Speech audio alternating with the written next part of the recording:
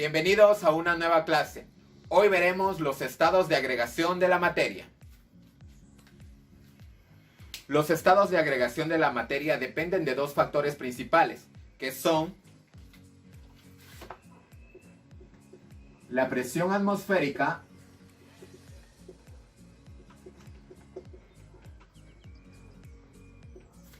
y la temperatura.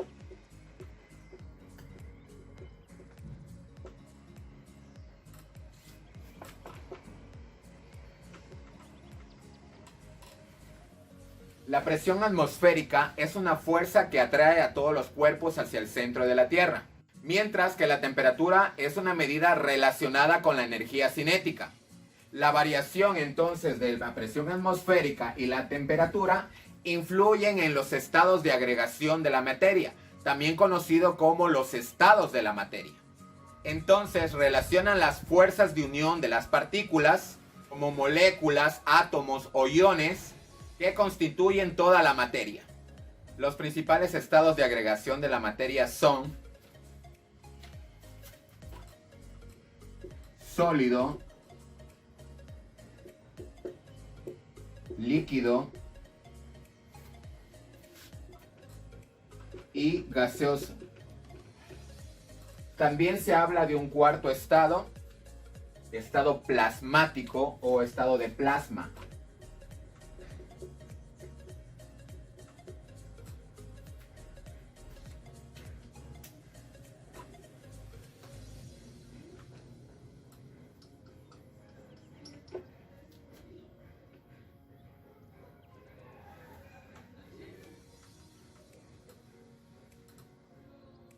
El estado sólido es aquel donde las partículas intramoleculares se encuentran compactadas unas con otras.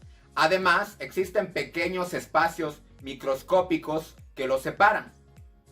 El estado líquido es aquel donde ya existen pequeñas separaciones entre estas partículas intramoleculares. Todos los líquidos en forma general tienden a formar parte del recipiente donde se los ubica. El estado gaseoso tiene mucho más la separación entre las partículas intramoleculares, no tienen forma definida. Y el estado de plasma se refiere a cargas eléctricas, en este caso iónicas, que forman parte de diferentes cuerpos. El cambio de estado sólido a estado líquido se conoce como fusión.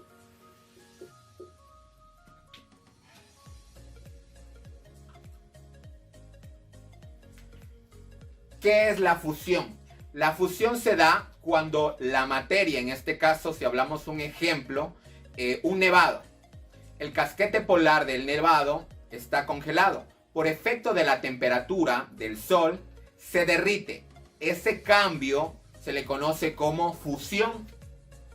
Además, dentro de lo que es el punto de fusión en los metales, es la temperatura al cual cambia de estado sólido a estado líquido. Si hablamos del oro, el oro en estado natural es una roca que al someterlo al calor se derrite y se puede formar diferentes joyas, ¿sí?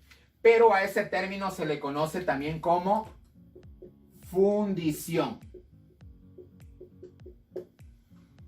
Ahora, el cambio de estado líquido a estado sólido se conoce como solidificación.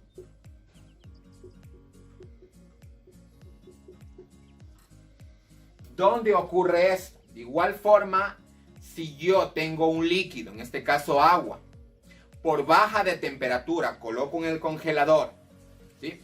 Cambia de estado líquido a estado sólido, cristalizándose, formándose el hielo.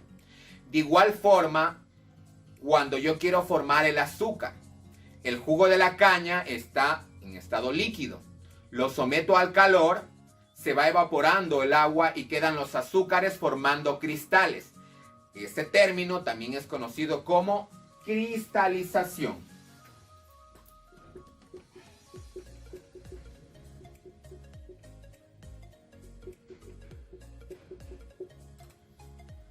El cambio de estado líquido a estado gaseoso se conoce como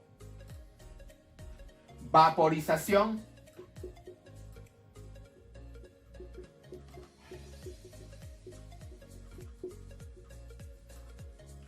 Y también ebullición. ¿Cuáles son las diferencias entre vaporización y ebullición? La vaporización se da a partir de 20 grados hasta más o menos 30-40 grados. Si nosotros en la calle vemos un charco de agua en la mañana, porque en la noche ha llovido, entonces podemos observar de que en la tarde ya desapareció.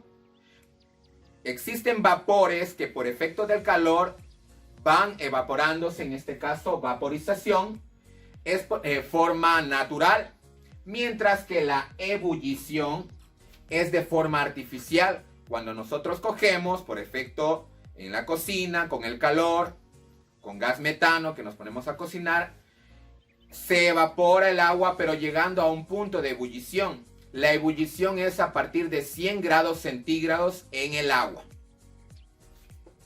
El cambio de estado gaseoso a estado líquido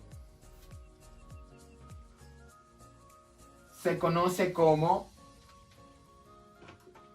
condensación. La condensación se da cuando los vapores, por la evaporación de líquidos, van hacia la atmósfera y se condensan, formando las nubes. Este proceso también lo podemos ver cuando ponemos a hervir agua y le ponemos una tapa. La tapa está fría y los vapores se enfrían por la tapa y en toda la tapa quedan formadas gotitas de agua, ¿sí? A este proceso se le conoce como condensación. Formando posteriormente, si es en las nubes, formando posteriormente lo que son las lluvias, conocidas como precipitación. Voy a dibujar entonces unas gotitas de lluvia de una nube. ¿Sí? Esto se le conoce como precipitación. Entonces las lluvias, en el término meteorológico, se conoce como precipitaciones. El cambio de estado sólido a estado gaseoso, sin pasar por líquido, se conoce como sublimación progresiva. Este proceso lo podemos observar cuando yo compro naftalina. ¿Qué es la naftalina? Es un compuesto, un hidrocarburo que se utiliza para ahuyentar a los insectos. Son unas bolitas de color blanca que incluso los ponen dentro de los inodoros, en los baños, se los ubican. ¿Qué pasa con esta naftalina? La naftalina cambia de estado sólido a estado gaseoso sin pasar por el estado líquido. Esa propiedad tiene la naftalina. De igual forma, el yodo tiene esta característica en forma natural. Entonces se le conoce como sublimación progresiva. Cambio de estado sólido a estado gaseoso sin pasar por líquido. El cambio de estado gaseoso a estado sólido se conoce como sublimación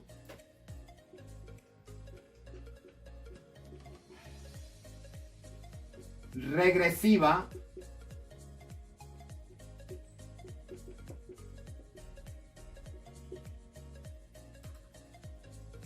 o también conocido como deposición.